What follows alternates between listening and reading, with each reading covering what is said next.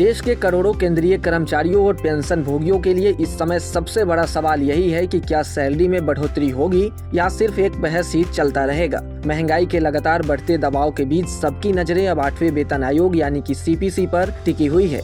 हर 10 साल में आने वाला यह आयोग सिर्फ वेतन बढ़ाने का जरिया नहीं होता, बल्कि यह तय करता है कि आने वाले वर्षों में केंद्रीय कर्मचारियों की आर्थिक स्थिति कैसी रहने वाली है। ऐसे में 8वें वेतन आयोग की हर छोटी बड़ी अपडेट बेहद अहम बन जाती है।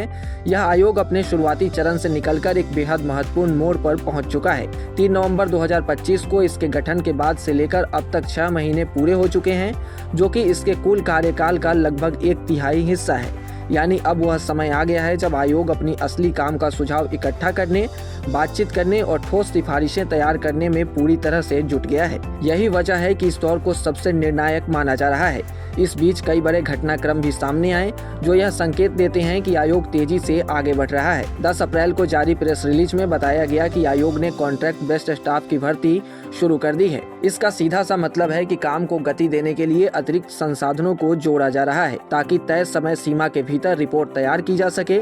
इसके बाद 14 अप्रैल को ज्वाइंट कंसल्टेटिव मैकेनिज्म यानी कि NCJCM ने 51 पन्नों का एक विस्तृत मोमेरेंडम आयोग को सौंपा। इस मोमेरेंडम में कर्मचारियों की प्रमुख मांगों जैसे वेतन वृद्धि, फिटमेंट फैक्टर, इंक्रीमेंट और पेंशन सुधार को विस्तार से रखा गया है। सबसे अहम कदम 28 अप्रैल को देखने को मिला जब नई दिल्ली में NCJCM और 8वें वेतन आयोग के बीच पहली आधिकारिक बैठक हुई। यह बैठक इसलिए महत्वपूर्ण मानी जा रही है क्योंकि यहीं से असली बातचीत और मंथन की प्रक्रिया शुरू हुई है। अब आयोग देश के अलग अलग हिस्सों में जाकर कर्मचारी संगठनों, पेंशन भोगियों और अन्य हितधारकों से राय ले रहा है।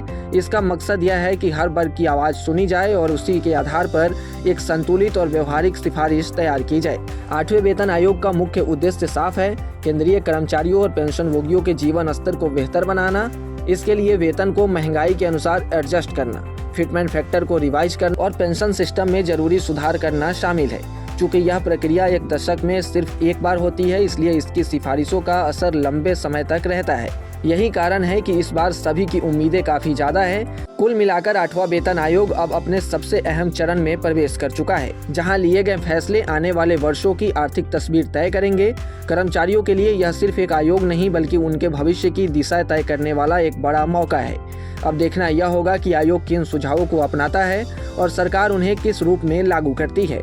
फिलहाल हर अपडेट्स के साथ उम्मीदें और भी बढ़ती जा रही है, इसलिए ऐसे ही तमाम अपडेट्स और शेयर मार्केट से जुड़ी तमाम जानकारी के लिए आप बने रहें गुड रिटर्न्स डिजिटल के साथ।